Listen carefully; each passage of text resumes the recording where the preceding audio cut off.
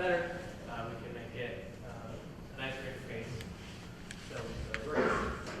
So first off, I know there's like a lot of terminology that we're throwing around. So I'm going to talk to you about what the RESTful API is, how it works, and why it's something that's kind of unique. So let's say you have a server or something.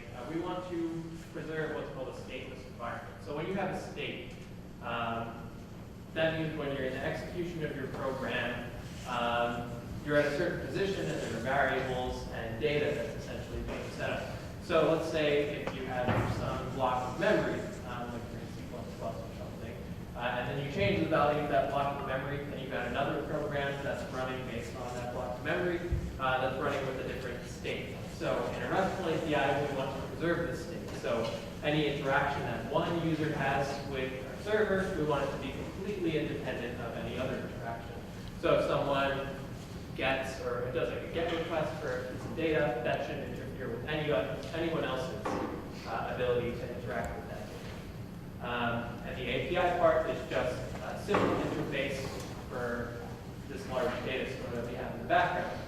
You don't want your user to have to deal with having to know what these like hundreds of lines of code are. You want them to just be able to write one small query and be able to get a useful piece of data. So making it simple and making it useful and dependent for people. Yeah, so if you want to talk a little bit about the MVC framework, or I can push over that. Okay, gotcha. So I know you guys have gotten a lot of this MVC talk in the past, but this is a little bit about Ruby on Rails. So Ruby on Rails is what our project is written in. The scope of it is pretty much to just make these models use controllers for our Pokemon objects, our abilities and moves, and make it pretty compliant with the spec of the game. Currently, we're just working on making a robust database in the background that I'm working off of. We're working in MySQL right now, slowly starting to migrate over to PostgreSQL. And that's what a lot of we're doing now is about. And the Rails system is the same type of MVC framework where we've got the models using controllers, as other things like ASP.NET, and it's pretty similar to Django. A couple of neat little things that I'll show you a little bit later. Do you want to add anything onto that? Yeah, and I guess we're just working on that, making it a better interface. So let me show you guys a quick demo. We'll get it running. And I'll put in the Slack a little bit on what we're doing.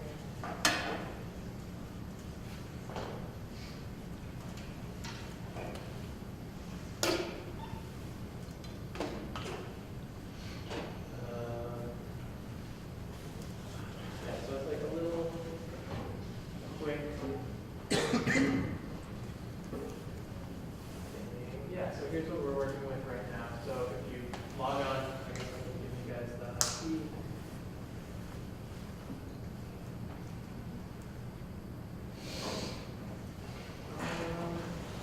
We're working with right now. It's pretty cool. It's just a little demo application where it's taking information from a database.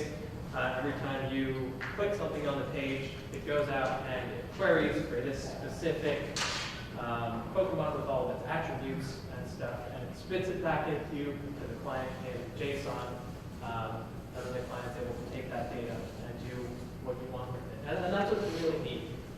So we're hopefully looking towards, like later on, when you've got all these different sites which are using this data, they'll be able to group over to our one source of information, our RESTful API, rather than having to make their own databases and stuff. So let me throw this on Slack.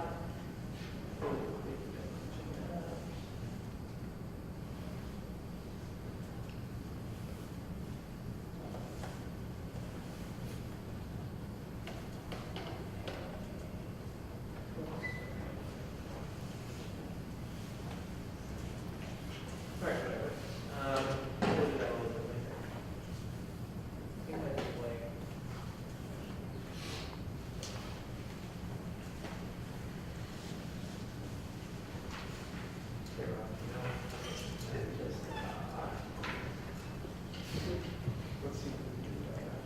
There we go. All right, cool. So one more thing I kind of wanted to show you guys. It's a little bit of why Rails is kind of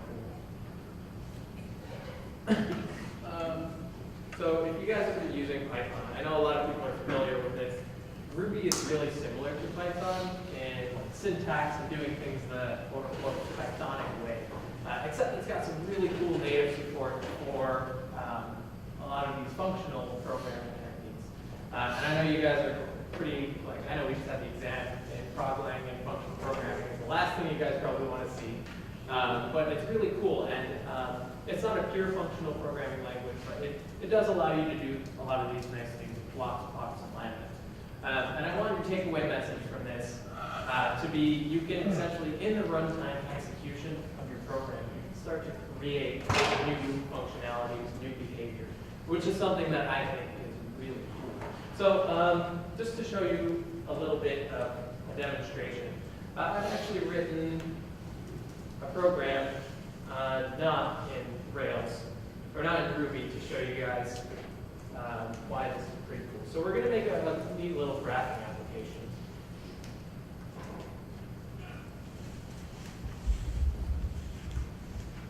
Okay. And MATLAB. And MATLAB, or Octave, this particular branch of what MATLAB is, it's got some nice syntax for this anonymous function template that we're going to do in these lambda functions.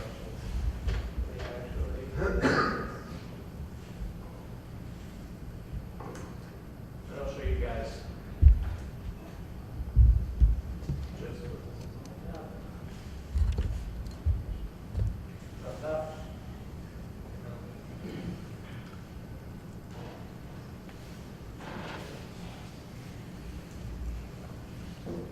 Cool. There we go.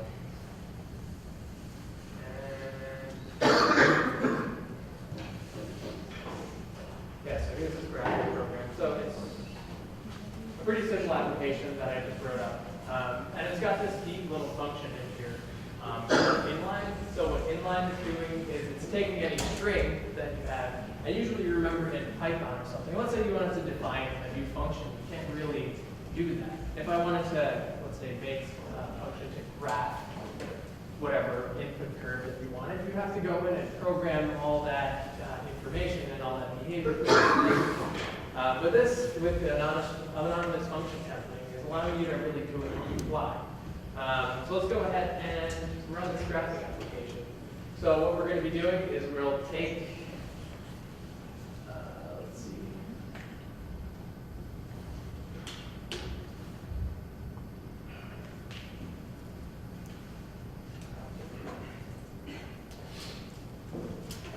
Okay, so we're going to take any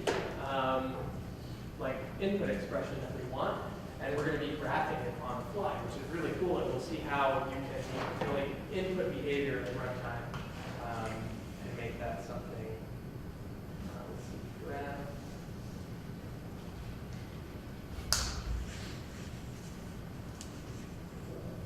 Okay, so pick your favorite expression or something. Let's take something simple like x squared.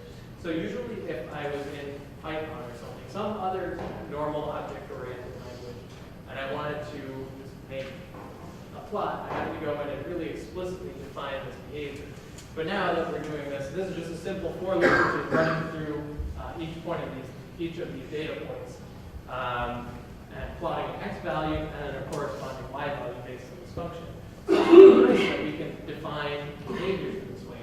And to take away, I guess a good takeaway from this is that when you're making functions now, if you want to think of something more naturally, be able to say, okay, I have an idea of something I want to do, not have to translate it into an object-oriented language, make it feel more natural to use. Try using a lot of these functional techniques to really inject behavior into your program so you can see. And that's my big takeaway message, and why Ruby is pretty cool, because it supports a lot of these things really naturally. Yeah, you guys have any questions? So the Octave is the Octave of Yeah, so Octave.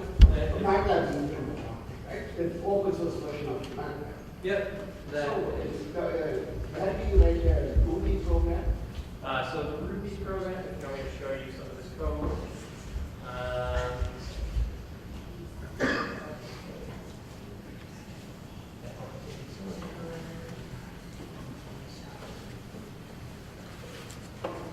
You can post it on that basis. Yeah, I'll show you some of the structure, but it's pretty big, kind of clunky to show. But yeah, it is written in Ruby on Rails. I'll show you guys if you're personally interested later on. But yeah, that take-home message. Try and use some of these cool functional techniques, even though they're kind of weird, kind of wonky, but they do make things really useful.